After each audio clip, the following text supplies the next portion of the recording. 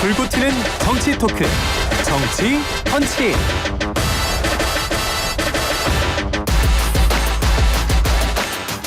뉴스파이팅 배승입니다. 4부를 시작합니다. 정치권의 강펀치를 날려주신 김영우 전 의원, 김용남 전 개혁신당 정치기 의장 두 분 나오셨습니다. 안녕하세요. 네, 안녕하세요. 아니 김용남 전 의원이라고 해도 되지 않나요?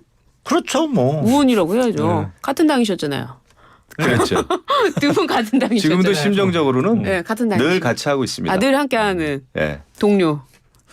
아니 그러니까 예. 방송 전후로는 별로 의견 차이가 없는데 방송이 들어가면 이제 의견 차이가 생기더라고요. 슛 들어가면은 입장을 막 바꾸시는 아니 겁니까? 저는 입장 바꿀 게 없어요. 아 그래요? 아니 그렇다면은 근데 우리는 뭐 방송 할 때도 크게 다른 건 없는 것 같은데. 없는데 왜 이렇게? 그렇죠. 네. 그리고 다른 얘기를 저렇게 정답게도 하는구나. 아, 정답게도 오늘 뭐 하는구나. 강펀치 그럽니다. 근데 전혀 그렇지 않을 겁니다. 아 그렇군요. 그래도 강펀치를 얼굴에 날리는 게 좋습니다. 예. 제가 이 방송 중에 문제 퀴즈를 냈는데요. 제가 현금 5천 원을 가지고 800원짜리 빵을 샀습니다. 저는 거스름돈을 얼마를 받았을까요? 현금 5천 원 가지고 800원? 4,200원? 4,200원 받는 거 아니에요? 4,200원이 아닌가 보죠? 아닌 것 같은데요. 오늘 뭐 시청자분들 댓글도 많이 남겨주시고 하는데 제가 현금 5천 원. 그렇죠. 현금. 네. 그러니까 저는 현금을 들고 있었다는 거예요. 네. 5천 원짜리가 아니라 1,000원짜리일 수도 있고 100원짜리일 수도 있고 500원짜리 있을 수 있고. 죄송합니다. 그거는 지금 죄송합니다. 현찰 5천 원으로. 그래서 1,000원짜리를 내고 200원을 받을 수도 있고 거스름돈은 안 받을 수도 있고. 낸 거는 다를 수가 있다, 다를 이거죠? 수 있는데. 그거는 5,000원권이 없을 때는 조금이라도 뭐 말이 될 수가 있는데 현금. 네, 검사 앞에 출신한테 붙였잖아요. 잘못 걸렸다. 잘못 지금 걸려요. 따지잖아요. 지금 PD께서 사과하시죠. 죄송합니다. 사과하는 게 맞다고 봅니다. 죄송합니다. 저도 맞다고 봅니다. 이거 되게 재밌는 퀴즈였는데 회심의 카드였는데 죄송합니다. 차라리 술이나 먹을 걸 그랬네요. 또 가겠습니다. 윤석열 대통령의 국정 지지율이 총선 이후 처음으로 30%를 넘겼다는 여론조사 결과가 나왔습니다. 엠브레인 퍼블릭, 캐스트넷 리서치, 코리아 리서치, 한국 리서치가 지난 22일부터 24일 진행한 전국 지표조사 MBS에 따르면 윤 대통령이 국정 운영을 잘하고 있다라고 응답한 자가 30%였는데요. 이번 조사 휴대전화, 가상번호를 이용한 전화 면접 방식이고요. 자세한 내용은 중앙선거 여론조사심의위원회 홈페이지를 참조하시면 되는데요. 어떻게 보십니까? 30% 김영우 전 의원님. 30% 넘은 게 처음입니까 지금? 총선 이후에는 이후에. 그러니까 이렇게 약간의 차이 들쭉날쭉하는 거는 저는 사실 믿을 수가 없고요. 네. 예, 뭐 30%는 넘겠죠. 그러니까 최근에 이제 체코 원전 수주한 거 이런 것도 사실은 그렇죠. 뭐 많은 국민들을 기분 좋게 했기 때문에 예.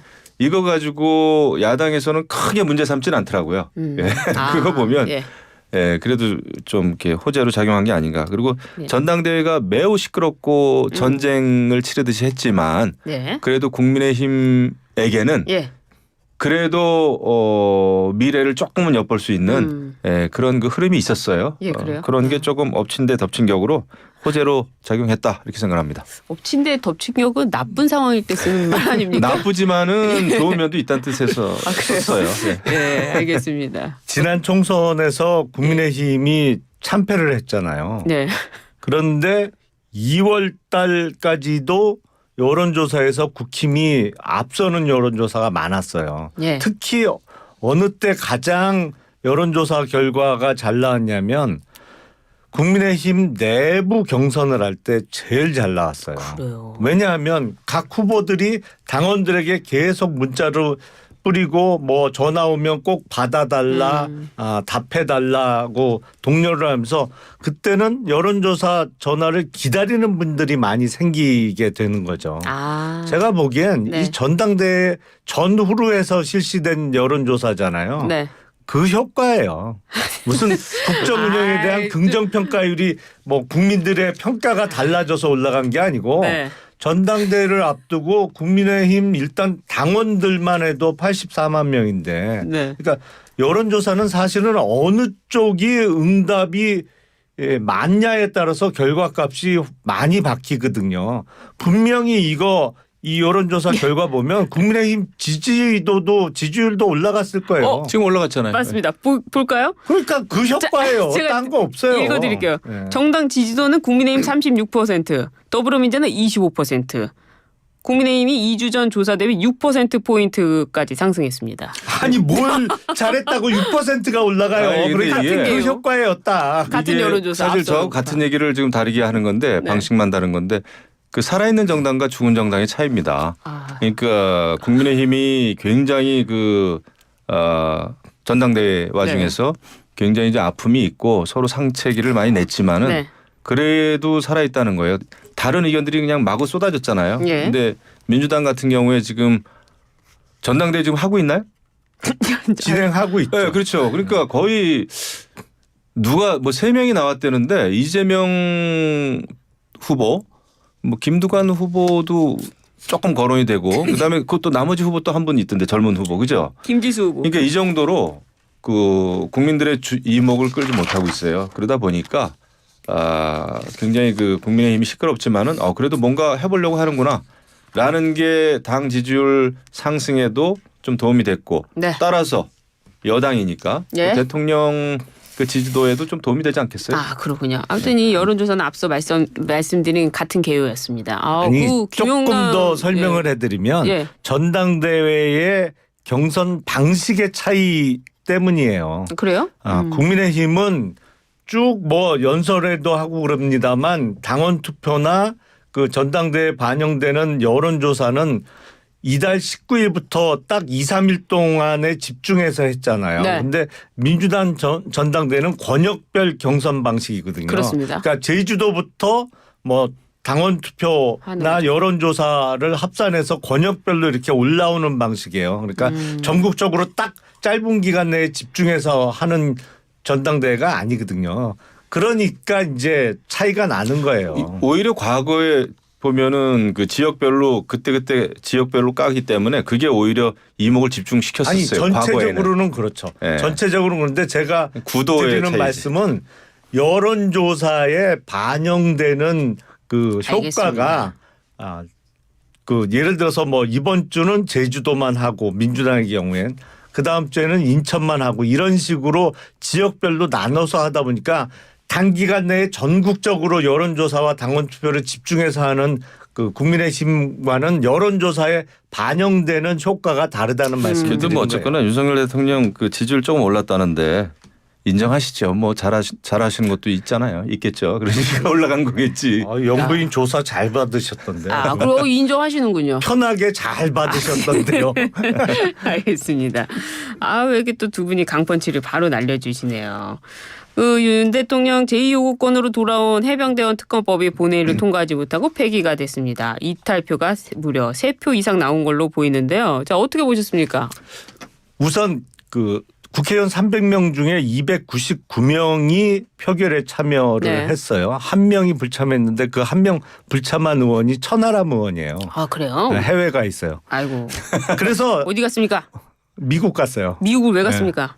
이거 자세히 설명하면 안 되는데. 그래요? 네, 자세히 말씀드릴 수는 없습니다.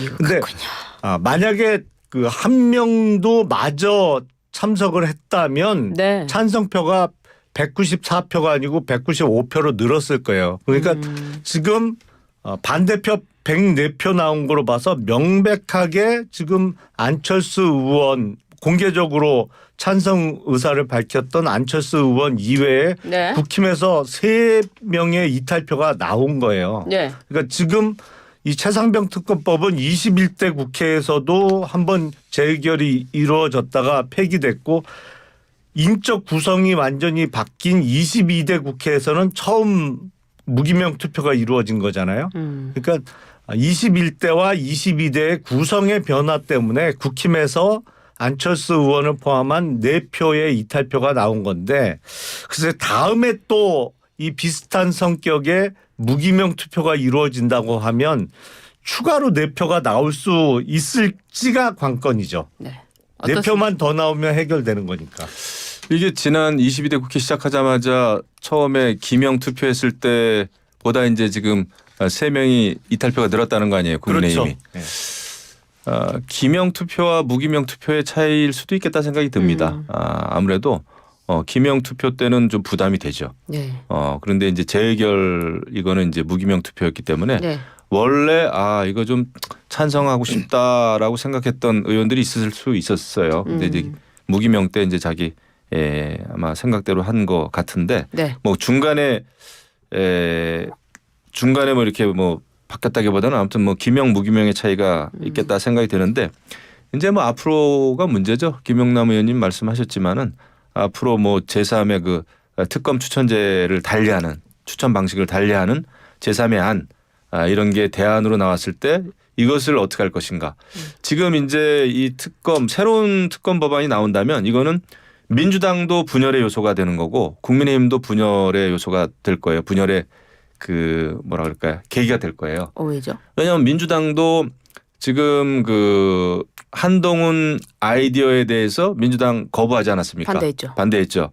그런데 왜냐하면 민주당 많은 의원들은 그래도 야당이 추천하는 야당이 추천하는 방식 아니면은 이거 여당하고 타협하는 거다, 야합하는 거다. 예. 라는 강성 지지층들의 그런 그 움직임이 있단 말이에요. 네. 그렇기 때문에 제3안이 나오면은 민주당 내부도 분열할 가능성이 크다. 물론 국민의힘도 분열할 가능성이 크죠. 그래서 제가 볼 때 크게 봤을 때 네. 그렇게 될 바에는 공수처 수사 끝나고 상황을 한번 생각해 보자라는 쪽으로 흐름이 잡힐 가능성도 커요. 어차피 대통령께서도 공수처의 수사 결과를 보고 네. 마음에 안 들면 저부터라도 특검 찬성하겠습니다라는 얘기를 했기 때문에 네. 그러면은 그냥 아싸리 공수처 수사 결과 보고 이 문제 해결하자라는 쪽으로 갈 가능성이 큽니다. 그 전에 국민의힘도 제3안을 놓고 토론하기 시작하면은 굉장히 뭐 내용적으로는 뭐 민주적인 토론이어서 좋다고는 하겠지만은 굉장히 분열의 양상으로 흐를 가능성이 커요. 그래서 시기를 좀 미룰 것 같아요. 한동훈 당대표가 그런 시기를 미룰까요? 아니 근데 본인이 공개적으로 한 말을 지키려면 네. 한동훈 당대표가 국힘 쪽에 그 최상병 특검 법안을 발의를 해서 내놔야죠. 그거 제3자 추천이 됐던 뭐가 됐던 네. 본인이 특검법 자체에 반대하는 건 아니고 본인의 안을 내놓은 적이 있으니까 그거로 국회의원 10명 모아서 발의해서 법안을 내놔야죠. 그건 아마 민주당이 어떻게 하느냐에 따라서 그걸 보고 좀 할 것 같아요. 그래요? 네, 왜냐하면 민주당이 제3의 안 이거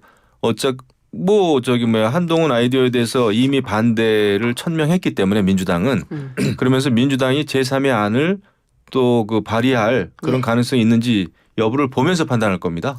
아니 하나의 사안에 대해서 그 사실은 각 당의 의견을 그 담은 법안을 발의하는 경우가 많아요. 예를 들어서 전세 사기 대책과 관련해서 각 당의 법안이 있잖아요. 그 내용을 달리하는. 그래서 법안을 내놓고 우리 당의 의견은 이건데 뭐 당신은 어떠냐 이래 갖고 협상을 하고 협의를 해서 네. 도출을 하는 거죠. 그러니까 민주당이 꼭 이제 두 번째 최상병 특검 법안은 어제 폐기가 됐습니다만 제3의 민주당 안이 나올 때까지 꼭 기다릴 필요가 없잖아요. 국힘이 정말 의지가 기다릴 필요가 있다면. 있어 보여요. 제가 볼 때는. 근데 전략적으로 그런데 지금 친윤계 최고위원들이 당대표와 원내대표 의사가 다를 때는 원내대표 의사가 우선이다 하면서 약간 이게 뭐랄까요.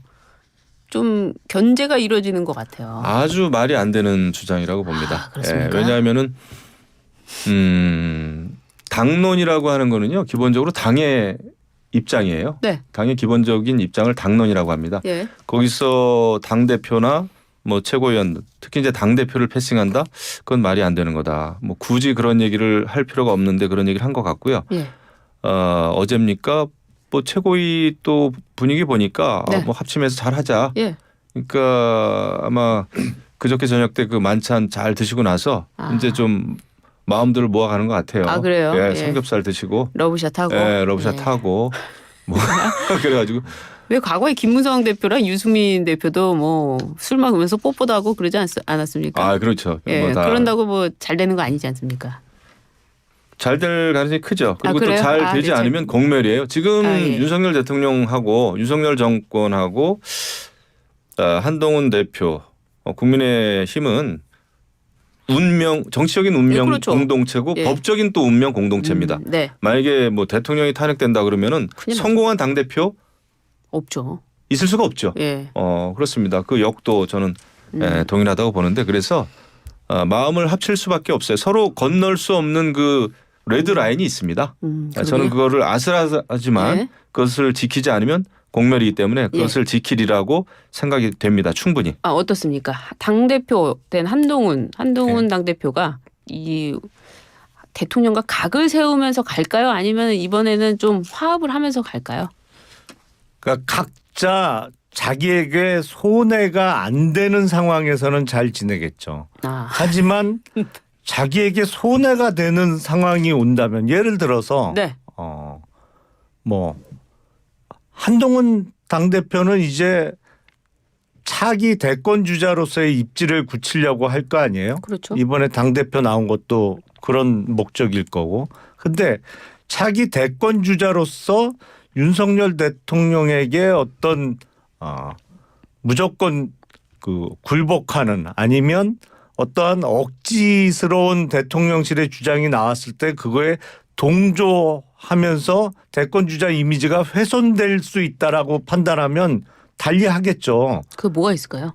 여러 가지 있죠. 예를 들어서 뭐 제대로 물어보지는 않았습니다만 기자들이 지금 김건희 여사가 검사를 소환시켜서 조사받은 거 그러면서 검사 휴대폰 뺏어갖고 조사에 임한 거에 대해서 어떻게 생각하십니까라고 기자들이 구체적으로 물어보기 시작하면 뭐 전당대회 직후에 뭐 국민의 눈높이 운운하면서 어물쩍 약간 추상적인 표현을 써가면서 넘어갔습니다만 정말 똑부러지게 계속 달라붙어서 기자가 질문할 때 어떤 내놓는 답변이 또 용산의 심기를 건드릴 수가 있거든요. 네. 그러면 한동훈 대표 입장에서도 나도 이제 앞으로 내 정치하고 내 장사해야 되는데 네. 내가 손해보고는 못 간다. 할 수 있거든요. 그러면 또 파열음이 나겠죠. 그게 바로 파열음은 안 날 거예요. 그게 어차피 정치하면서 네. 그게 이제 당대표 여당 당대표가 그 숙명적으로 가진 그 한계이자 또 그 묘미입니다. 그래서 저는 그 다른 당대표보다는 한동훈이라고 하면은 한동훈 당대표는 이제 윤석열 대통령에 대해서도 너무 잘 알고 또 서로가 오래 같이 해왔잖아요. 네. 그렇기 때문에 그 서로가 건드리지 말아야 될 그런 게 있을 겁니다. 그래요. 너무나 잘 알죠. 저는 그게 굉장한 안전판이라고 믿어요. 오히려. 알겠습니다. 그게 없고 일방적으로 그냥 용산에 끌려다니는 당대표 그러면은 그거는 국민의 눈높이에도 안 맞고 앞으로 많은 또 지방선거 이런 거 치르고 그러면은 계속 질 겁니다. 알겠습니다. 이제는 바꿔야 된다, 바뀌어야 된다라는 것 때문에 한동훈 후보가 당대표가 된 거예요. 그러게요. 예. 잘 할 수 있을 겁니다. 그럼 저는 좀 비대위원 했다가 그 끝내고 사표 내고 그 다시 당대표가 됐잖아요. 네. 그럼 그냥 처음부터 비대위원을 그냥 그만두지 않고 이렇게 이끌어왔으면 좋지 않을까요? 아니죠. 이런 과정을 거치는 것이 훨씬 좋죠. 네. 그 이번에 아마 정치가 뭐라는 거를 굉장히 뜨거운 맛을 봤을 거예요. 그거 개인한테만 좋은 겁니까? 예, 배신자 아니죠.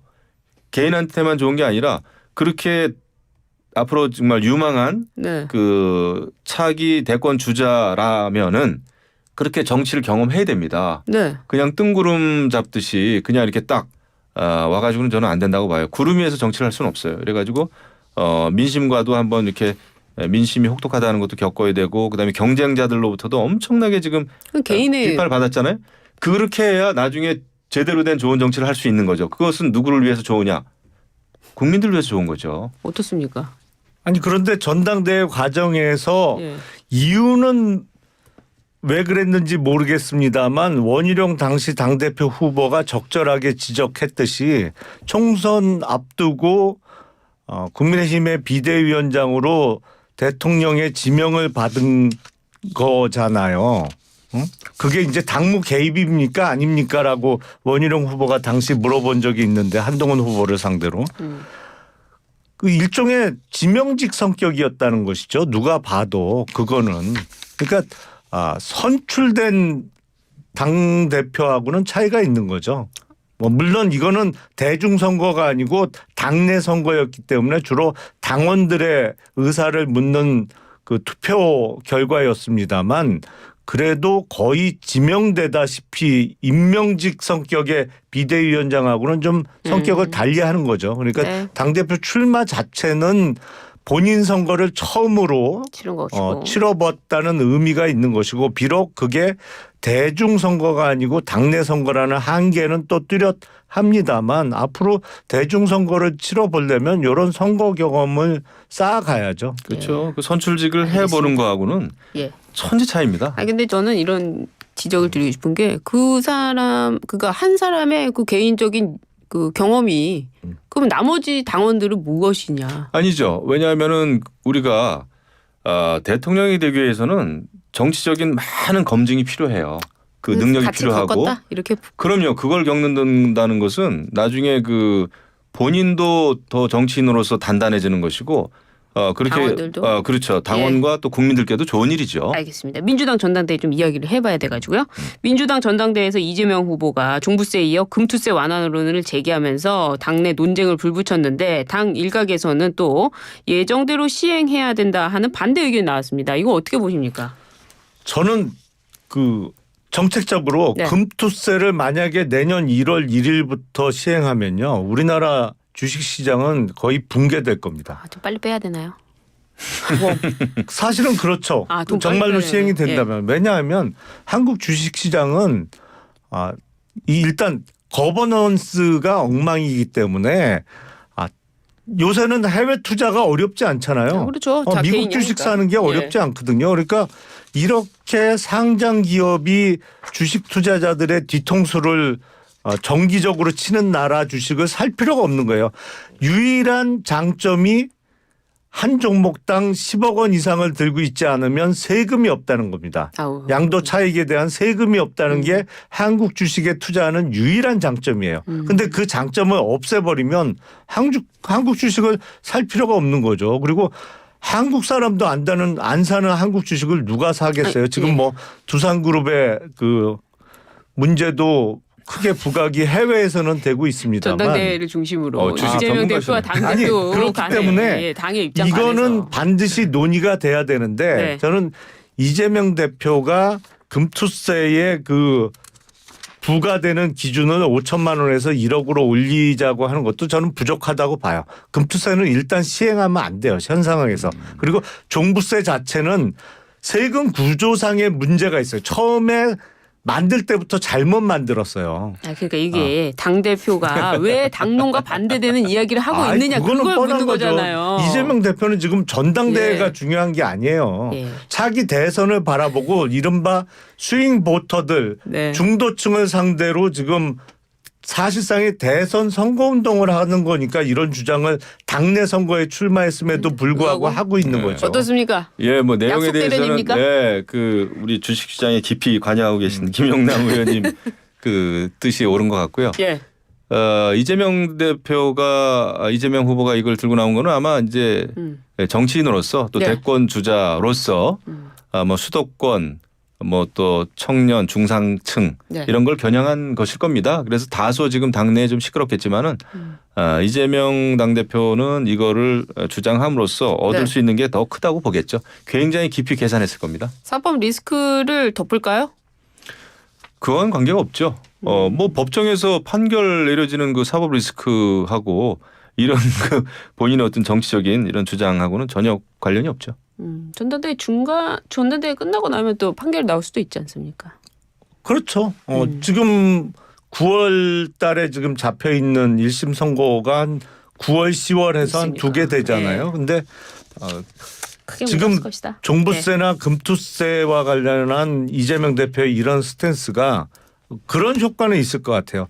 이재명 대표의 뭐 대장동 사건이라든지 이런저런 사건과 관련해서 아주 부정적으로 인식하고 있다가 저런 사람이 저런 얘기도 하네 정도의 그 이미지를 약간 탈색시킬 수 있는 효과가 있겠죠. 알겠습니다. 오늘 두 분 말씀 잘 들었습니다. 김용남 전 의원, 김용우 전 의원 감사합니다. 네, 고맙습니다. 고맙습니다.